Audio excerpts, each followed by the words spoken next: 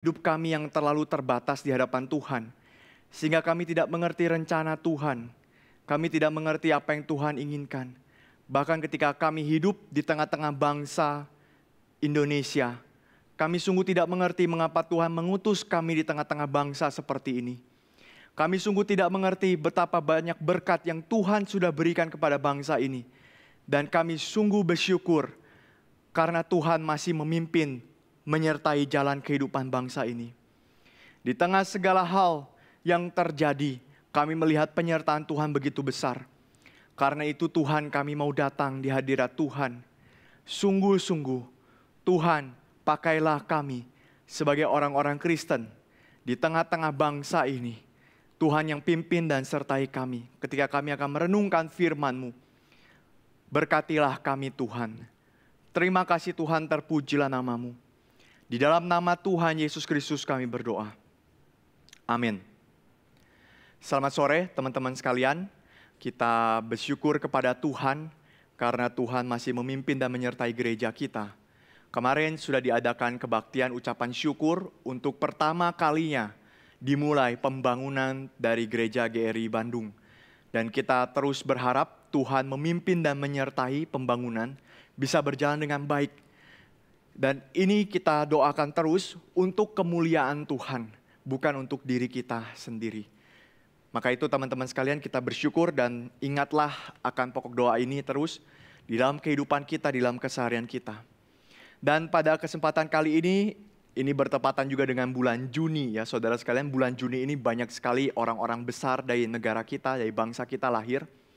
Dan yang paling utama, yang paling penting adalah tanggal 1 Juni itu hari lahirnya Pancasila. Kita tentu tahu bahwa Pancasila menjadi dasar negara dan itu dicetuskan pertama kali pada sidang BPUPKI tanggal 1 Juni oleh Insinyur Soekarno.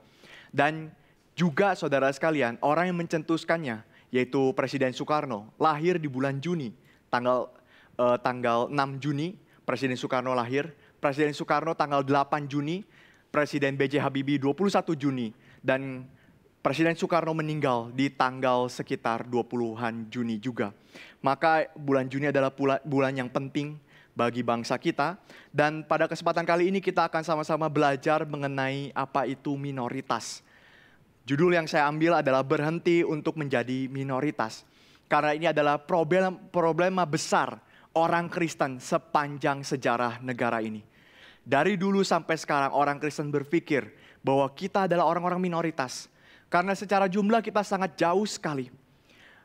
Kalau tidak salah saudara sekalian, Islam itu menduduki sekitar 87% dari penduduk seluruh Indonesia. Di mana kekristenan hanya sekitar 7-8% ya, Kristen Protestan. Maka itu saudara sekalian, kita selalu berkata bahwa kita ini adalah orang-orang minoritas. Kita ini adalah orang-orang minoritas. Tetapi saudara sekalian, sebenarnya anggapan seperti itu bukanlah anggapan yang keliru, tetapi bukanlah anggapan yang sungguh-sungguh benar juga. Yang kita akan pelajari kali ini, bahwa itu sungguh akan menjadi satu sel kanker justru di tengah-tengah kehidupan orang Kristen. Ketika kita berpikir bahwa kita adalah orang-orang yang minoritas, kita akan menjadi satu sel kanker bahkan bagi negara ini.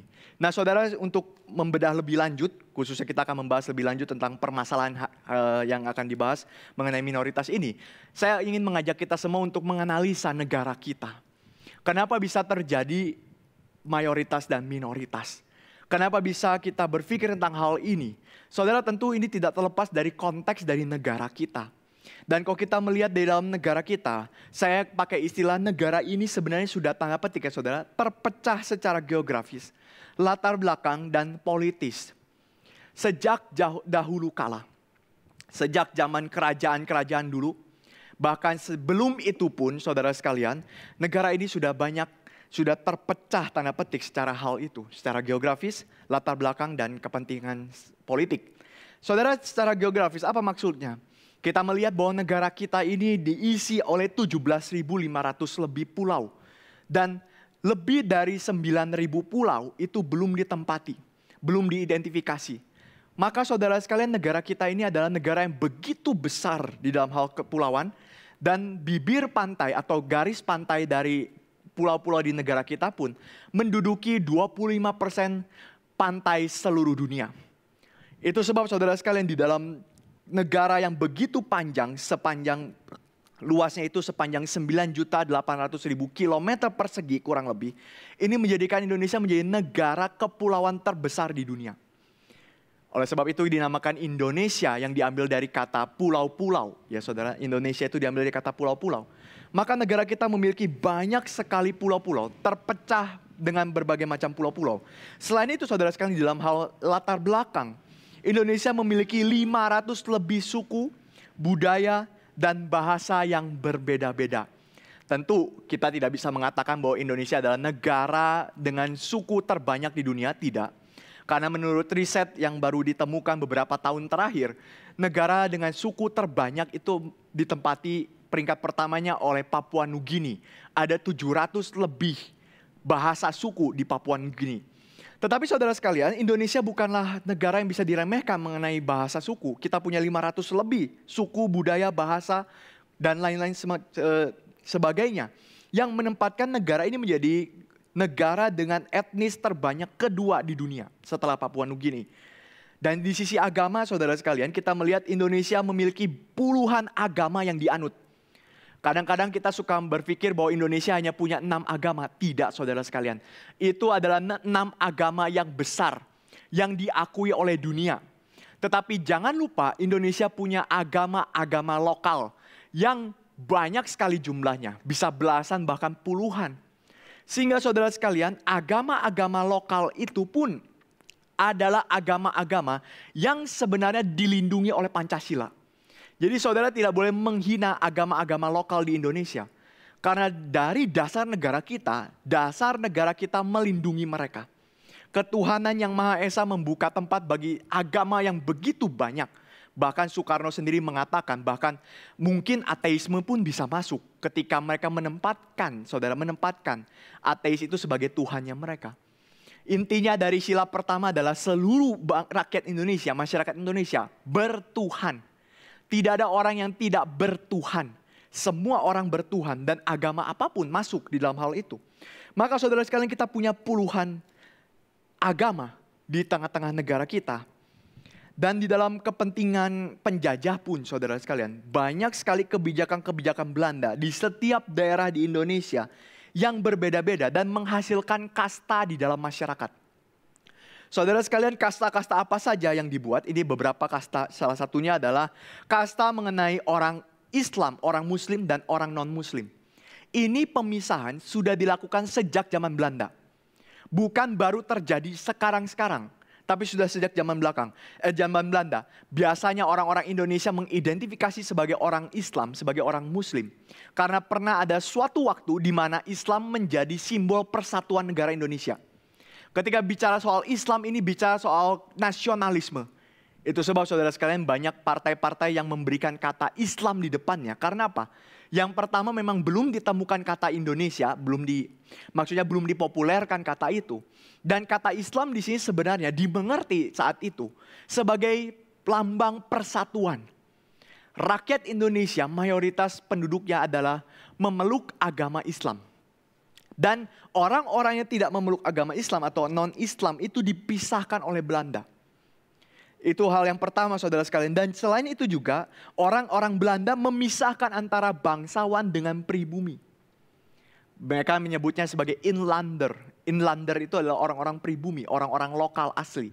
Ini dipisahkan oleh orang-orang Belanda saudara sekalian. Sehingga orang-orang bangsawan boleh masuk tempat-tempat tertentu. Di mana orang-orang inlander ini tidak boleh masuk. Saudara, ini adalah suatu hal yang khas zaman kolonialisme ya.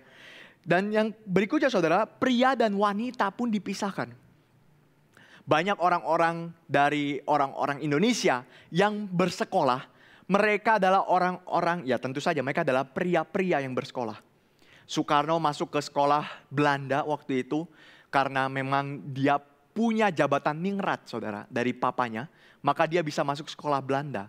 Tetapi hal itu berbeda dengan Kartini saudara. Meskipun nanti ya saudara, nanti nama Kartini ini harum di Eropa, ya sampai akhirnya Belanda mengundang Kartini, memberikan beasiswa kepada Kartini.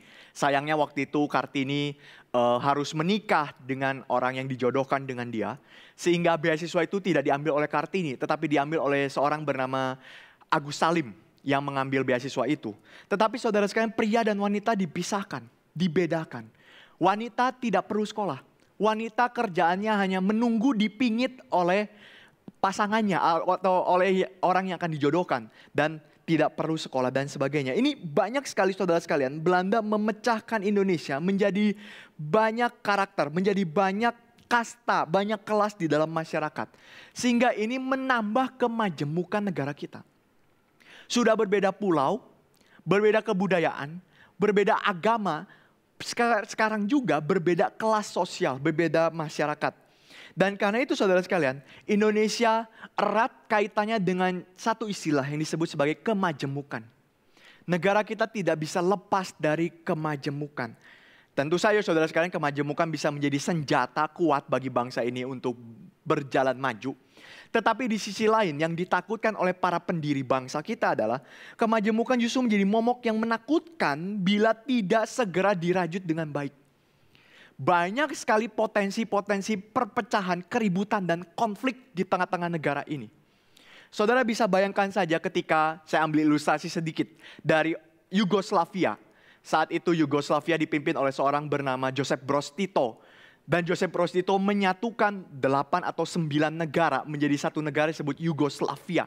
Yaitu artinya bangsa Slav Selatan. Ini ada di Eropa, saudara. Salah satu negaranya Austria, Bosnia, Herzegovina, kemudian ada Kroasia dan sebagainya. Dia menyatukan 9 negara ini dengan satu ideologi yang sama, yaitu apa? Komunisme. Dan setelah Josip Broz Tito meninggal dunia, saudara, yang terjadi sangat menakutkan. Karena negara ini menolak komunisme, sebagian menerima, sebagian menolak, sebagian memakai pemahaman yang lain, sebagian memberikan pemahaman yang baru yang mereka buat sendiri. 9 negara ini pun bisa pecah dengan pertempuran perang saudara yang begitu fatal. Dan saudara bisa bayangkan ini 9 negara. Bagaimana dengan Indonesia yang punya 500 suku? Saudara, maka ini menjadi satu hal yang begitu ditakutkan oleh para pendiri bangsa. Akankah negara Indonesia ke depan terpecah? Maka mereka perlu menyatukan visi, perlu menyatukan seluruh pandangan mereka untuk mempersatukan negara ini. Dan tentu saja usaha itu dilakukan ya oleh Soekarno.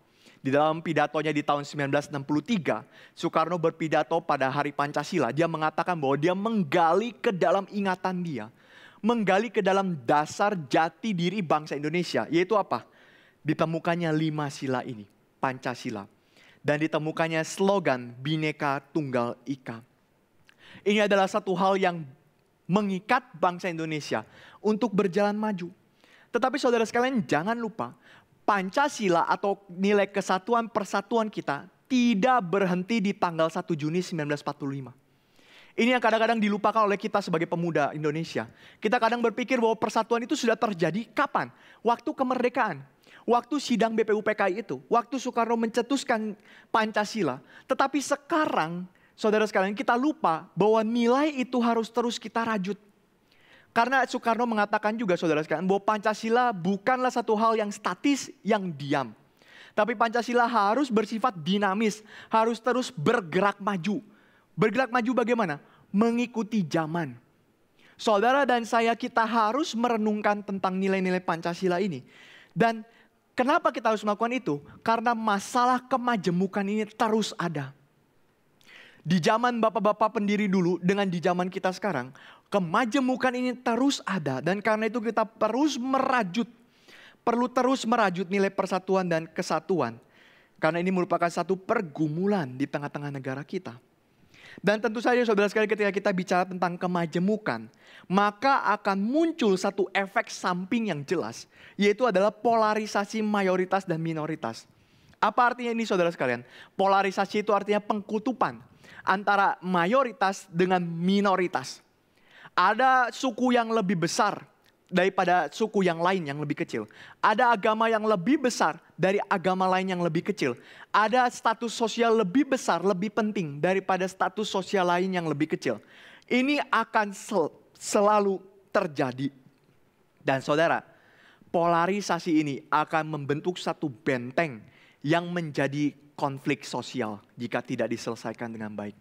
Maka saudara sekalian, ketika Pancasila sudah dirumuskan, masalah belum berakhir di situ.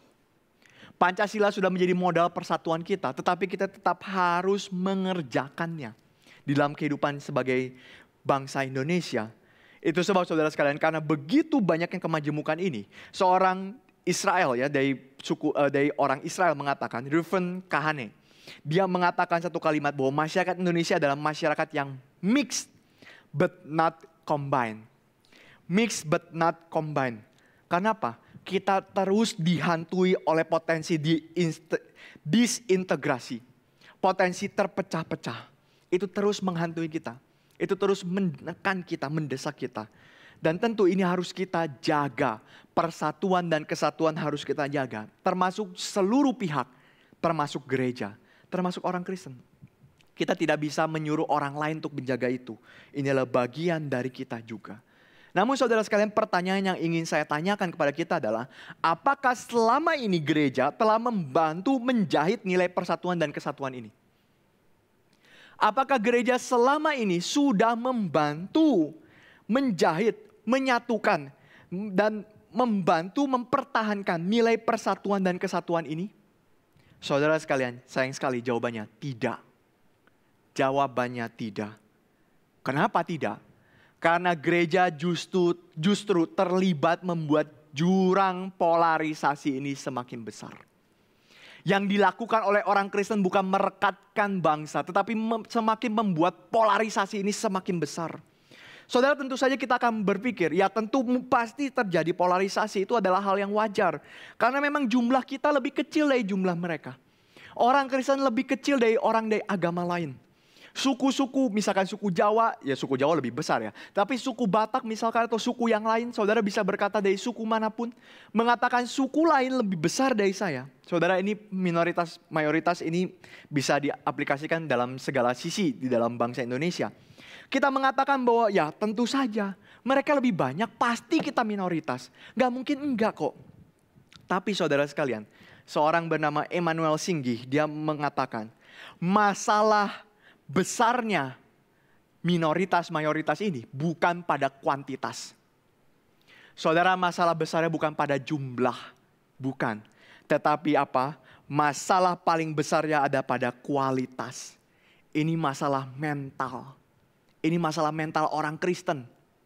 Banyak orang Kristen, saudara, yang mengatakan selalu hidup di dalam kondisi psikologis penuh prasangka. Yang justru akan mematikan kreativitas kita sebagai komunitas umat pilihan Allah. Kita terus curiga kepada orang-orang mayoritas. Kita terus curiga kepada yang memegang tampuk kekuasaan. Yang paling banyak, kita terus curiga kepada mereka. Dan dengan demikian apa saudara sekalian, ini saya tempatkan adalah orang Muslim ya, orang Islam, agama mayoritas. Orang Kristen selalu curiga kepada orang Islam dengan agenda-agendanya. Setiap kali orang Islam melakukan manuver, melakukan tindakan, kita akan langsung curiga, ini agenda di balik ini apa nih? Ini sebentar lagi akan menghancurkan Kristen ini. Ini sebentar lagi akan menghancurkan gereja ini. Ini sebentar lagi akan menghancurkan pelayanan kita. Oh, sebentar lagi kita akan dianiaya seperti orang-orang di zaman Alkitab dulu. Waduh, saudara sekalian, dibawa-bawa semua. Kita begitu curiga kepada mereka. Karena apa, saudara? Karena kita punya pikiran orang Islam itu pasti akan mendirikan negara Islam. Ini sudah terset di dalam pikiran kita. Itu sudah ada di dalam pikiran kita. Sehingga apa, saudara sekalian? Sehingga kita berpikir orang-orang Islam ini pasti akan menghancurkan negara ini. Dan kalau saya tidak selamatkan negara ini, saya pun akan ikut hancur. Itu sebab saudara sekalian, banyak sekali orang Kristen yang menjadi orang-orang yang disebut oleh Emmanuel Singgih ya, sebagai Islamfobia. Ketakutan, sangat ketakutan. Saya perlu mempertahankan negara ini, karena apa? Kalau tidak, wah, mereka pasti akan menghancurkan Kristen. Mereka pasti akan menindas Kristen, dan seterusnya, dan seterusnya. Orang-orang Islam, pihak-pihak mayoritas dijadikan sebagai ancaman. Sehingga saudara sekalian, orang Kristen akan berusaha untuk menyelamatkan dirinya. Karena apa? Karena punya sikap defensif. Ini orang mau apa? Kita defensif, kita waspada, kita curiga. Kita berusaha untuk menyelamatkan diri kita. Dengan cara apa? Berpura-pura menjadi nasionalis. Oh iya, memang ini hal yang baik. Oh iya, ini memang hal yang benar. Kita harus menjaga NKRI. Kita harus menjaga Pancasila. Kita berusaha berpura-pura menjadi orang-orang nasionalis. Padahal di balik semua motivasi itu ada sifat introvertnya orang Kristen. Ada sifat self-orientednya orang Kristen. Kenapa kita pertahankan Pancasila? Kenapa kita pertahankan NKRI? Karena kita takut ketika hal-hal itu dihancurkan, dimusnahkan, orang Kristen akan ditindas oleh mereka. Saudara sekalian, ini adalah fobia yang dimiliki oleh orang-orang Kristen. Orang-orang Kristen. Dan di sisi lain, saudara sekalian, ketika orang Kristen berusaha untuk melakukan hal itu, di dalam setiap tindakan, orang Kristen berusaha melakukan usaha penyelamatan, saudara sekalian. Apa yang terjadi? Saudara tidak sadar, pihak mayoritas pun akan curiga pada kita. Kenapa curiga, saudara sekalian? Kenapa mereka mencurigai kita? Karena mereka punya kecurigaan. Kita dianggap mengkristenkan. Saudara, bukankah ini hal yang lazim, ya, yang sering kita dengar? Ketika kita pergi, ada satu KKR atau ada satu kebaktian ibadah atau whatever itu, dan orang-orang di sana tidak setuju dengan atas nama mereka akan atau kita akan mengkristenkan orang. Bukankah itu hal yang wajar? Yang terjadi, bukan hal yang wajar saudara, maksudnya hal yang sering terjadi di dalam kehidupan kita. Dan kenapa bisa begitu? Karena pihak mayoritas pun akan curiga kepada minoritas. Saudara, pertanyaannya adalah ketika mereka berada di puncak, mereka berada di atas, kok bisa mereka curiga kepada yang di bawah? Kenapa mereka curiga kepada yang lebih kecil dari mereka? Salah satunya saudara sekalian, karena kita melakukan tindakan-tindakan untuk kepentingan kita sendiri. Ketika kita melakukan tindakan-tindakan untuk agenda kita sendiri, maka saudara sekalian jangan lupa, kita melakukan itu dan orang mayoritas akan merasa terancam akan hal itu. Karena mereka akan berpikir, wah jangan-jangan agenda ini dilakukan untuk mendongkel mayoritas. Jangan-jangan agenda ini dilakukan untuk membuat mereka naik ke atas. Sehingga dua-duanya akan saling curiga. Dari mana orang Kristen bisa melakukan itu? Kenapa orang Kristen bisa membuat mereka curiga? Andreas Sewango mengatakan, saudara sekalian, salah satunya karena orang Kristen tidak paham kebutuhan masyarakat. Apa yang kita perjuangkan bukanlah yang diharapkan oleh masyarakat. Apa yang kita kerjakan adalah misi bagi Kristen sendiri. Bagi agama kita sendiri, bagi komunitas kita sendiri. Sehingga kita tidak mengerti dan tidak berjuang untuk kepentingan masyarakat. Kita terlalu sibuk untuk urusan kita sendiri. Kita terlalu sibuk untuk melayani kepentingan kita sendiri. Misalkan saudara sekalian, ketika terjadi satu musibah, saudara saya tidak bilang musibah apa, terjadi satu musibah bencana alam di satu daerah. Saudara sebagai gereja, yang pertama kali terlintas dalam pikiran saudara apa? Tolong orang itu. Kenapa saudara mau tolong orang itu? Kenapa? Banyak gereja-gereja, banyak orang-orang Kristen berkata, kita mesti tolong orang itu. Kenapa? Supaya mereka bisa diinjili. Supaya gereja bisa masuk ke sana. Supaya gereja bisa menyatakan eksistensinya, kami ada, kami hadir, kami yang paling pertama menolong orang. Saudara lihat, ini adalah agendanya orang Kristen. Ini adalah agendanya orang Kristen. Sehingga saudara sekalian, ketika orang mayoritas melihat hal ini, wah, mereka kayak begini nih. Ini maksudnya apa nih? Kenapa mereka langsung cepat-cepat berangkat ke sana? Kenapa mereka langsung mengirimkan misionaris ke sana misalkan dan lain sebagainya? Mengirimkan Alkitab dan lain sebagainya, saudara sekalian. Mereka, orang-orang mayoritas ini akan curiga dan langsung berpikir mereka sebentar lagi mau mendongkel kita. Saudara, ini tidak ada habis-habisnya. Saudara, saya tidak mengatakan penginjilan tidak penting ya. Melakukan misi hal seperti itu tidak penting. Bukan itu. Poin saya bukan itu. Tapi saudara sekalian, ketika kita melakukan misi kita tanpa peduli kepada kebutuhan orang-orang itu. Kita melakukan misi kita sendiri tanpa peduli apa yang menjadi cita-cita bangsa kita. Apa yang menjadi kebutuhan masyarakat kita. Apa yang menjadi hal yang diharapkan oleh mereka, saudara. Kita tidak jauh. Karakter kita tidak jauh dengan para penjajah. Saudara, ini perkataan yang sangat keras sekali. Karena apa saudara sekalian? Ketika orang Belanda menjajah saudara, pernahkah kita berpikir, apakah orang Belanda tidak berpikir bahwa mereka harus berhutang budi? Kenapa sampai satu istilah yang dikemukakan oleh Abraham Kuyper, kemudian oleh seorang bernama, saya lupa orang itu ya. Dia mengutarakan satu istilah tentang politik balas budi, ya saudara, Van Deventer.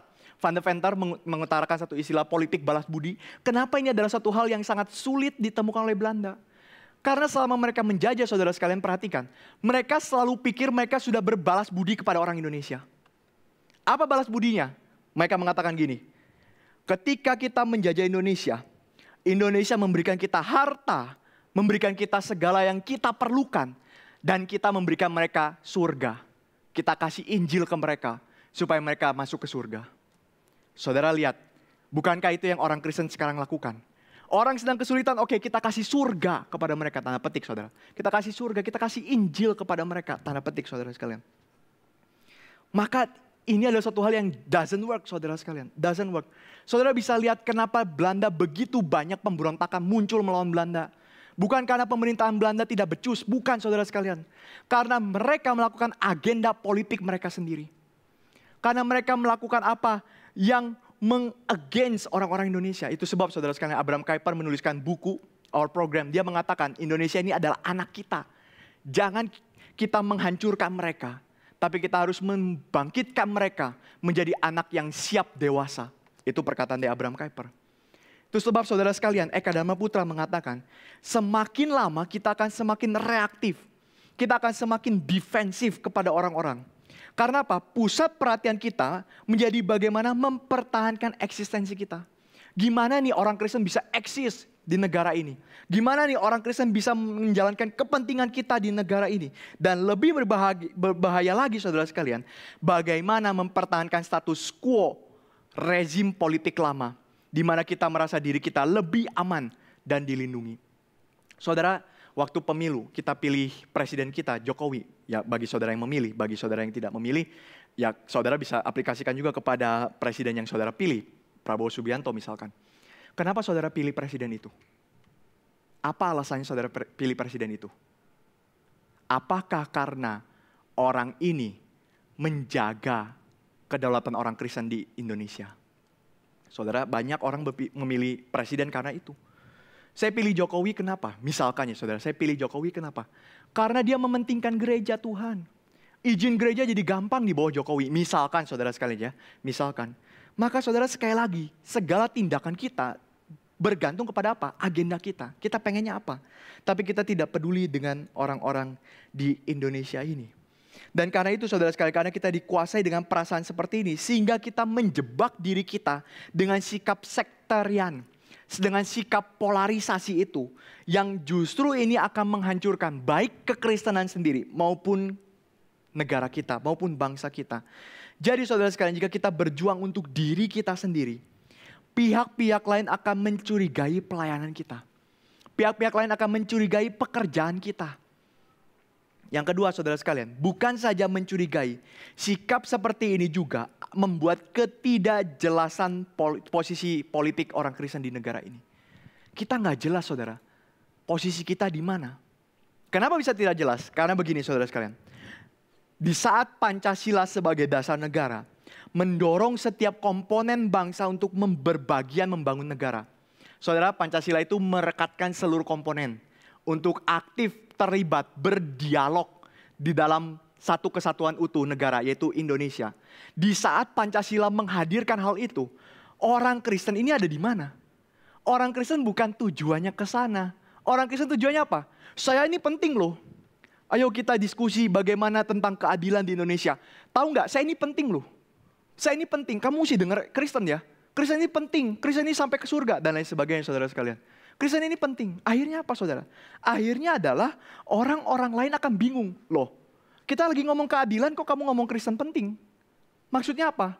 Kita lagi ngomong kesejahteraan masyarakat. Kamu kok ngomongnya soal masuk surga terus? Maksudnya apa? Ini akhirnya membuat orang-orang agama lain, komunitas lain bingung, resah, dan akan menghina kekristenan. Menghina kenapa? Ditanya nggak jawab. Apa itu keadilan? Kita penting loh, kita gereja ini penting. Ayo kamu mesti percaya Tuhan Yesus, kita penting loh. Keadilan apa? Kesejahteraan masyarakat itu bagaimana? Yang saya penting. Doktrin itu penting, saya penting. Saudara, orang akan bohwat kan? Kita kalau tanya orang kayak gitu, saudara sekalian, kita pasti bohwat. Kita tanya sesuatu hal, dia jawab hal yang lain. Membingungkan, bahkan gak nyambung. Apakah saudara akan mengatakan, pinter ya jawabannya. Sampai saya geleng-geleng kepala, saya gak ngerti, pinter sekali ya orang ini. Enggak, kita akan menghina dia bukan? Sama, orang Kristen pun dihina kenapa? Karena terus merasa, saya penting loh. Saya penting, saya harus ada di sini, saya penting, saya punya pengaruh besar. Dan sebagai saudara sekalian, itu sebab di dalam polarisasi seperti ini, kita jangan terus menyerahkan pihak mayoritas. Kenapa kita jadi minoritas? Karena mereka menekan kita. Saudara, ini ada satu sindrom ya, sindrom minoritas saudara. Sindrom minoritas itu apa? Selalu berpikir mayoritas itu tekan kita. Karena kita ini minoritas. Selalu berpikir minoritas itu harus dibela, kita harus dibela, dan mayoritas jangan tekan kita. Itu sindrom sindrom minoritas saudara. Sehingga sebenarnya masalah besarnya saudara sekalian bukan pada angka, tapi pada mental orang Kristen. Mental kita. Kita harus terus introspeksi diri sebagai minoritas. Kalau tidak saudara, kita akan terus ada di dalam lingkaran setan seperti ini. Kita membuat mayoritas curiga, mayoritas pun akan semakin menekan kita, yang akhirnya membuat kita semakin membuat mereka curiga. Kapan beresnya? Perpecahan akan terjadi saudara. Nah bagaimana sekarang? Bagaimana? Jalan keluarnya bagaimana untuk keluar dari sindrom ini? Saudara, kekristenan harus memegang solusi ini. Yaitu apa? Berhenti menjadi minoritas. Berhenti menjadi minoritas. Apa maksudnya saudara sekalian? Saya tidak mengatakan, sekali lagi ini bukan secara jumlah. Kalau saudara mau berhenti menjadi minoritas secara jumlah, saudara harus punya 10 anak ya ketika nanti menikah. Dan teman saudara harus punya 10 anak lagi, saudara sekalian, ya terserah saudara mau punya berapa anak. Tapi ini bukan hal yang akan dilakukan dengan gampang, akan dilakukan dengan mudah saudara. Dan bukan poinnya di sana saudara. Bukan poinnya di sana, tapi poinnya apa saudara? Yewango melihat kembali ya, Andreas Yewango, dia melihat saudara, bahwa jumlah adalah hal yang given. Jumlah adalah hal yang anugerah diberikan kepada kita. Maka sekarang yang harus dipikirkan apa? Bukan masalah jumlah saudara sekalian. Tetapi berarti menjadi minoritas ini di dalam tataran mental sekali lagi. Orang Kristen perlu revolusi mental. Orang Kristen perlu berjuang untuk apa?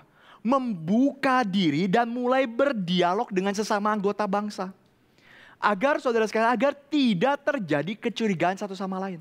Kita berdialog dengan mereka, agar mereka mengerti kita, maksud kita apa, agenda kita apa, pengertian kita apa. Dan kita pun mengerti apa yang mereka inginkan, apa yang mereka maksudkan. Sehingga saudara sekalian tidak terjadi clash. Ini yang kita harapkan. Tidak terjadi kecurigaan satu sama lain. Bagaimana caranya saudara sekalian? Bagaimana?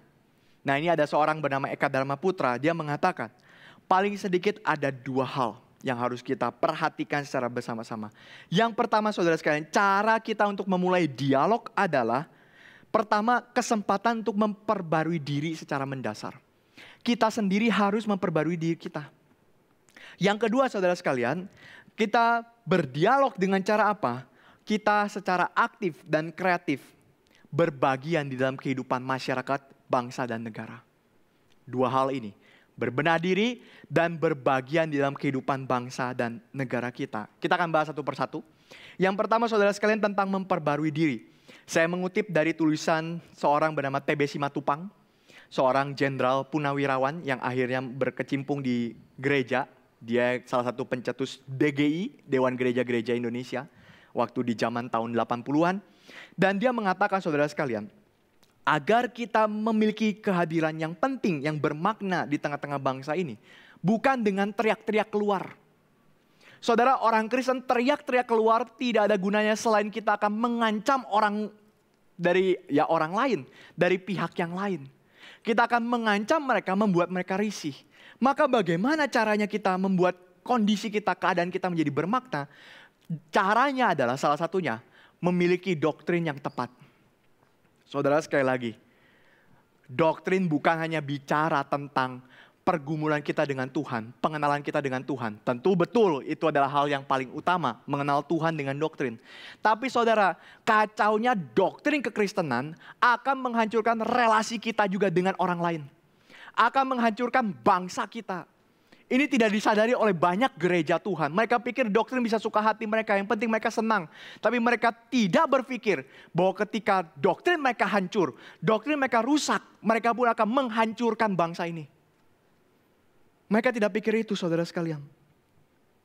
Kenapa saudara sekalian? Kenapa tidak mengerti doktrin yang jelas, tidak memiliki doktrin yang tepat, yang benar, yang komprehensif, akan menghancurkan negara kita. Karena saudara sekalian, kita tidak akan mungkin bisa berkomunikasi mewakili kekristenan ketika kita tidak tahu apa yang kita percaya. Kita tidak tahu apa yang kita percaya. Jangankan komunikasi saudara, kita sendiri bingung dengan iman kita sendiri. Apa artinya keadilan bagi kekristenan? Kita bingung. Apa ya keadilan bagi kekristenan? Oh, keadilan itu berarti kalau tampar begini kita mesti kasih lagi tamparan. Bukan itu yang Alkitab maksudkan. Kita nggak ngerti apa itu keadilan bagi Kristen, kesejahteraan rakyat bagi Kristen. Kita nggak ngerti pandangan Kristen memandang seluruh politik, seluruh negara, bagaimana bisa berjalan dan lain sebagainya. Akhirnya apa saudara sekalian? Kita nggak perlu bicara komunikasi. Diri sendiri pun bingung. Saudara, saya ambil ilustrasi singkat ya. Waktu itu saya pernah menjadi ketua panitia ya. Ini ilustrasi singkat. Ketua panitia ketika NRITC ya. Waktu itu NRITC kalau tidak salah. Bukan ketua seluruhnya, tapi ketua akomodasi, bagian akomodasi. Itu adalah kali pertama saya menjadi ketua. Dan saudara, ketika kali pertama itu saya menjadi ketua, saya tidak tahu apa-apa. Saya tidak di briefing waktu itu ya. Jadi nggak ngerti apa itu akomodasi dan sebagainya, nggak tahu. Lalu tiba-tiba saya masuk ke dalam rapat besar. Yang bertemu dengan orang dari konsumsi, bertemu dengan orang dari acara, bertemu dari orang yang pegang pembicara waktu itu ya. Yang mengarahkan pembicara, orang-orang, semua panitia-panitia besar, ketua-ketuanya semua bertemu di situ. Dan apa yang terjadi saudara ketika sedang rapat? Salah satu panitia bertanya kepada saya. Gimana itu waktu penginapan? Apakah bisa begini? Apakah bisa? Ya di RMCI kalau saudara tahu ya itu sangat bermasalah, bukan sangat bermasalah. Problem besarnya adalah masalah mandi saudara. Itu problem sangat besar sekali sampai orang bisa, ya saudara, masalah mandi itu sangat kompleks sekali. Dan saya ditanya itu saudara. Apa yang saya katakan? Saya nggak tahu apa-apa. Loh, bukannya kamu ketua akomodasi, kamu mestinya hitungin itu. Mandi itu gimana, rasionya bagaimana. Loh, apa itu mandi gimana? Emang mandi bermasalah ya? Tinggal masuk kamar mandi, mandi dan keluar, apa masalahnya? Saudara mengerti apa yang saya maksudkan saudara? Ketika kita ditanya oleh orang Islam, oleh orang Hindu, oleh orang Buddha, keadilan itu seperti apa? Kita berkata, loh, apa masalahnya keadilan? Apa artinya keadilan? Loh, masa kalian nggak tahu keadilan? Keadilan itu kalau sama rata semua keadilan. Saudara, apakah kekristenan mengajarkan itu? Sehingga saudara, akhirnya apa? Akhirnya bukan gelar kita yang akan menjadikan kita punya otoritas. Bukan gelar kita yang akan bersuara di tengah-tengah masyarakat. Saya nih Kristen, saya harus bersuara. Tidak. Tetapi apa saudara? Tapi karena pemahaman kita yang mengubah konsep mereka. Pemahaman kita yang berdialog, berdiskusi dengan mereka. Itulah yang paling ampuh untuk bisa menyatakan saudara. Menyatakan bahwa orang Kristen hadir bagi bangsa Indonesia. Itu sebab saudara sekalian, kembali Manuel Singgi mengatakan, keterbukaan dan kemauan berdialog dengan rendah hati tanpa prinsip keimanan yang kuat, dalam hal ini doktrin yang kuat berarti, adalah sebuah kemustahilan. Bagaimanapun saudara sekalian, identitas primordial Kristiani sesuai dengan imannya kepada Allah Bapa, Putra, dan Roh Kudus, itu mutlak dipertahankan dalam dialog dengan sesama saudara kita yang berbeda agama. Iman Kristiani kita justru akan bertumbuh subur dan dewasa dengan jalan kita komunikasi dengan umat-umat agama lain. Keadilan bagi kekristenan seperti ini. Bagi Islam seperti apa? Bagi Buddha seperti apa? Bagi Hindu seperti apa? Mari kita bangun. Mari kita lihat. Mari kita berdialog. Mana yang terbaik? Mari kita bersama-sama kembangkan di negara kita. Justru saudara sekalian, ketika kita melakukan itu, iman kita akan bertumbuh. Kerohanian kita, kekristenan kita akan bertumbuh. Dan orang akan melihat kita. Orang akan melihat dampak dari kekristenan itu. Bukan demi eksistensi orang Kristen ya, sekali lagi. Tapi demi kemajuan bangsa. Oh, ternyata orang Kristen bisa memberikan solusi yang tepat. Dan ketika kita tidak melakukan hal itu, saudara sekalian, kita akan menjadi orang-orang yang kerdil secara iman. Saudara lihat orang Kristen. Kenapa kita semakin dihina? Bukan karena mereka yang mau menghina kita saja, bukan saudara. Tapi karena memang orang Kristen layak dihina kok. Dalam arti apa saudara sekalian? Nggak kasih solusi apapun. Nggak kasih solusi apapun. Maka saudara sekalian, pergaulan yang intensif dengan kelompok-kelompok lain pada satu pihak akan memperkaya perspektif gereja pada pihak yang lain. Akan mendesak bahkan memaksa gereja untuk meninjau ulang persepsi-persepsi teologisnya. Meninjau ulang pandangan-pandangannya dan sebagainya. Dan bukan hanya itu saudara sekalian. Tidak mendalami doktrin kekristenan yang tepat itu akan membuat kita berlaku tidak beda dengan orang lain. Kristen tidak menjadi teladan dan pandang karena tidak punya pandangan yang berbeda dengan orang lain. Dan kita tidak mungkin akan memberikan solusi kepada masyarakat saudara sekalian. Sehingga orang Kristen itu tidak heran dihina seperti tadi saya katakan. Orang Kristen itu tidak heran diacuhkan, diabaikan, diminoritaskan. Kenapa saudara? Gak ada sumbangsinya, gak ada pendapatnya. Gak ada apa yang bisa dikatakan. Seorang bernama Saud Sirait, dia mengatakan ini disebut sebagai incognito kehadiran Kristen di Indonesia. Incognito itu artinya apa? Kosong. Kosong, gak ada artinya. Gak ada posisinya, gak jelas. Sikap samar-samar yang diambil orang Kristen akibat yang nggak jelas, nggak mantap. Doktrinnya apa nggak tahu, tradisinya apa nggak tahu. Saudara, incognito. Sehingga tidak heran kekristenan bagi Emmanuel Singgi menjadi benalu minoritas. Cuma numpang hidup doang, nggak ada andilnya di dalam kita mengejar cita-cita bangsa. Cuma numpang hidup doang, bahkan ngacaukan negara ini dan sebagainya saudara sekalian. Itu sebab saudara sekalian, orang Kristen perlu berbenah diri terus. Caranya gimana? Saudara belajar doktrin sungguh-sungguh. Belajar doktrin kita sungguh-sungguh. Bagaimana mengaplikasikan doktrin kita kepada umat agama lain. Bagaimana mengaplikasikan doktrin kita kepada apa yang kita lakukan, apa yang kita kerjakan. Doktrin Tritunggal, doktrin yang lain saudara sekalian. Bagaimana kita aplikasikan dalam pekerjaan kita. Itu bukan tugasnya dari orang lain. Bukan tugasnya dari hamba Tuhan yang harus kasih tahu saudara. Tidak. Semua orang harus bergumul di bidangnya masing-masing. Bagaimana doktrin Kristen bisa diaplikasikan di dalam bidangku. Kita terus mendalami itu. Sehingga apa? Kita akan muncul dialog-dialog itu. Yang kedua saudara sekalian. Dikatakan bahwa kita harus terlibat aktif. Apa artinya saudara? Sebelum kita bisa terlibat aktif saudara. Yang harus kita lakukan adalah umat Kristen harus membebaskan diri dari cara pandang melihat Islam sebagai lawan Kristen. Ini sangat penting sekali saudara sekalian. Kita harus bebaskan diri kita dari cara pandang melihat Islam sebagai lawan Kristen. Dan karenanya saudara sekalian menempatkan diri kita dalam posisi sebagai minoritas yang resah terus. Kalau kita tidak melepaskan pandangan ini, kita terus menganggap itu musuh kita, itu musuh kita, itu musuh kita. Saudara kayak perang salib lagi yang terjadi. Kita gak akan pernah tenang. Kita gak akan pernah bersatu. Kita akan terus berusaha cari cara gimana lawan mereka. Dan saudara sedikit ya bisa dikatakan fun fact atau apa. Orang Belanda juga memperlakukan orang-orang Islam di Indonesia seperti perang salib. Saudara, kita gak beda sama Belanda. Kita gak beda sama penjajah.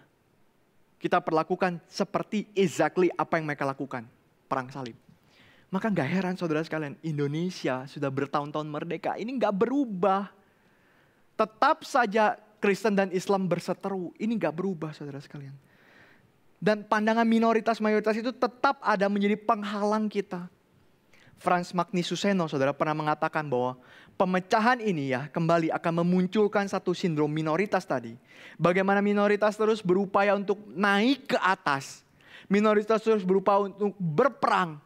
Kita ini minoritas harus berjuang naik ke atas dan sebagainya.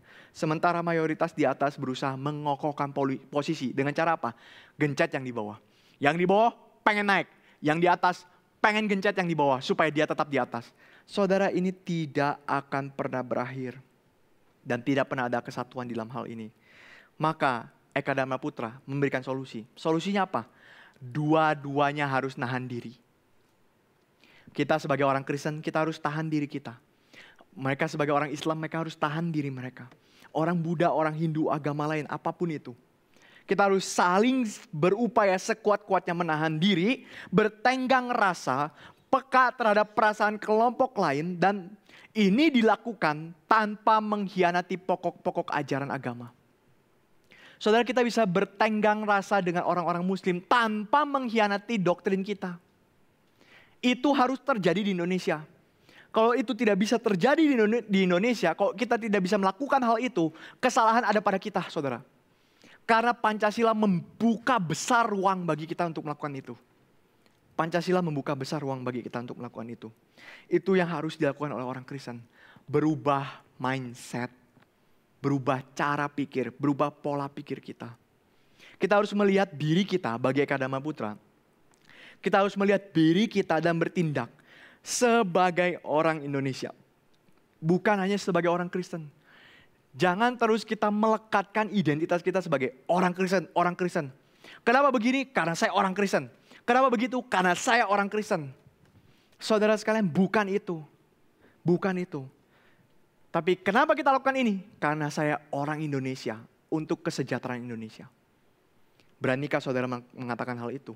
Sehingga kita berjuang bukan hanya untuk satu tujuan kita, tetapi untuk tujuan bersama-sama demi kesejahteraan bangsa dan negara Indonesia ini, saudara sekalian. Maka lanjut, Eka Dharma Putra mengatakan, dia hendak saya tandaskan bahwa tujuan perjuangan yang satu itu bukanlah kepentingan sosial, politik, ekonomi, kelompok Kristen saja, bukan. Melainkan haruslah kepentingan dan kesejahteraan seluruh masyarakat, seluruh bangsa, seluruh negara, bahkan seluruh umat manusia di dunia ini, sesuai dengan preambul pembukaan Undang-Undang Dasar 1945, menghadirkan kesejahteraan bagi seluruh masyarakat. Dan tujuan perjuangan inilah bukan dibangun sebagai masyarakat Kristen. Juga bukan mengkristenkan Indonesia. Sekali lagi saudara sekalian, kita bukan menjadi orang-orang yang mengkristenkan Indonesia. Bukan itu saudara sekalian. Tetapi mewujudkan masyarakat Pancasila yang adil, sejahtera, dan lestari di Indonesia ini. Di negara kita Indonesia. Saudara, sekali lagi, saya tidak mengatakan kita tidak perlu menginjili. Karena menginjili adalah bagian dari kepercayaan kita sebagai orang Kristen. Menginjili adalah bagian dari tugas kita sebagai orang Kristen. Tetapi saudara sekalian, ketika kita berada di masyarakat, otak kita ini tidak boleh hanya pentingkan untuk Kristen sendiri, untuk saya sendiri, untuk komunitas saya. Gereja saya kosong, saya harus pergi menginjili. Terserah orang mau pikir apa, yang penting saya berjuang. Saudara, bukan begitu caranya. Enggak gitu. Itu cara yang sangat keliru. Dan tidak heran orang-orang akan terus menindas kita, akan terus menghajar kita. Maka itu saudara sekalian, baik orang Kristen maupun orang-orang dari agama mayoritas dan lain sebagainya. Kita semua harus fokus kepada satu tujuan yang sama. Bukan agenda masing-masing kita, tapi agenda memajukan bangsa ini. Dengan pandangan seperti ini, baru kita bisa berdialog. Karena apa? Kita punya motivasi yang tulus dengan mereka. Kita kemukakan ini karena apa? Kita ingin bangsa kita maju. Demi kepentingan bangsa kita. Dan ini yang dikatakan oleh Dr. Johannes Leymena, dikatakan sebagai kewarganegaraan yang bertanggung jawab. Apa itu warga negara yang bertanggung jawab? Artinya warga negara bertanggung jawab adalah orang Kristen Indonesia adalah orang Kristen sekaligus orang Indonesia. Kita tidak pernah boleh merasa minoritas, walaupun jumlah kita kecil, kita mesti ikut bertanggung jawab di dalam berbagai proses pengambilan keputusan negara ini. Demi memajukan kesejahteraan negara ini. Sehingga meskipun secara jumlah orang Kristen adalah minoritas, tapi secara pengaruh saudara sekalian, orang Kristen bukanlah orang minoritas. Mental seperti ini yang harus kita miliki. Kita punya kerinduan untuk memiliki pengaruh. Bukan untuk teriak-teriak menyatakan saya orang Kristen, saya harus diperhatikan. Bukan itu saudara. Kita punya pengaruh bukan untuk menyatakan saya harus diperhatikan oleh orang-orang mayoritas. Jangan tindak saya lagi. Bukan itu saudara sekalian. Tetapi kita punya pengaruh untuk apa? Memajukan bangsa ini. Saudara, ada satu pembahasan yang sangat indah dari Andreas Siewango. Di dalam bukunya saudara berjudul Tidak Ada Ghetto di tengah-tengah negara kita. Tidak ada ghetto. Ghetto itu artinya adalah kelompok yang diminoritaskan. Tidak ada ghetto. Dia mengatakan saudara sekalian. Coba lihat orang-orang gereja mula-mula. Coba lihat mereka. Mereka dianiaya? Ya. Mereka disiksa, ditindas? Mereka minoritas? Sangat minoritas. Bagian orang Kristen lebih kecil dari orang Yahudi. Saudara bisa bayangkan. Orang Yahudi sudah kecil, orang Kristen lebih kecil dari orang Yahudi. Bahkan dikatakan sebagai sekte dari agama Yahudi. Tapi apa yang mereka lakukan? Apakah mereka teriak-teriak? Saya nih orang Kristen loh ya, kamu harus perhatikan saya. Pemerintah mana? Perhatikan saya. Saya punya agenda, pemerintah harus dukung agenda saya. Apakah mereka melakukan itu? Tidak, saudara sekalian. Tidak. Yang mereka lakukan apa? Saudara lihat, pengaruhnya besar sekali sampai seluruh Eropa menjadi Kristen. Bukan karena mereka berteriak. Bukan, tapi dari tindakan mereka. Peduli kepada negara mereka. Peduli kepada bangsa mereka sendiri. Peduli kepada masyarakat mereka. Saudara, inilah yang harus kita miliki. Sehingga saudara sekalian, kembali saya mengutip banyak dari Eka Dharma Putra. Dia mengatakan, karena itu bila umat Kristen bereaksi dengan memusatkan perjuangan mereka hanya demi kepentingan. Melindungi kepentingan Kristen. Melindungi misi Kristen. Saudara, kita akan berjuang sendirian. Tidak heran orang Kristen menjadi minoritas. Kenapa? Karena kita berjuang untuk tujuan kita sendiri. Kita berjuang untuk kepentingan kita sendiri. Kita tidak berjuang untuk kepentingan bangsa. Dan orang lain tidak akan memperjuangkan kepentingan kita. Karena mereka bukan itu kepentingannya. Kita akan berjuang sendirian. Gak heran kita jadi minoritas, saudara. Dan mereka harus berjuang sebagai kelompok minoritas melawan mayoritas untuk kepentingan ini. Namun bila orang Kristen berjuang bagi kesatuan nasional, bagi Pancasila, bagi demokrasi, bagi keadilan sosial, kita tidak berjuang sendirian. Saudara, jangan pikir kita berjuang sendirian di negara ini. Tidak. Karena orang-orang dari agama lain, dari suku lain, dari bangsa lain semua di Indonesia, di negara ini akan berjuang untuk kesatuan nasional. Berjuang untuk demokrasi, untuk keadilan sosial dan sebagainya. Bahkan umat Kristen akan berada pada pihak mayoritas. Gimana caranya kita menjadi orang-orang mayoritas? Bagaimana kita berada di dalam pihak mayoritas? Karena kita memiliki tujuan yang sama dengan mayoritas.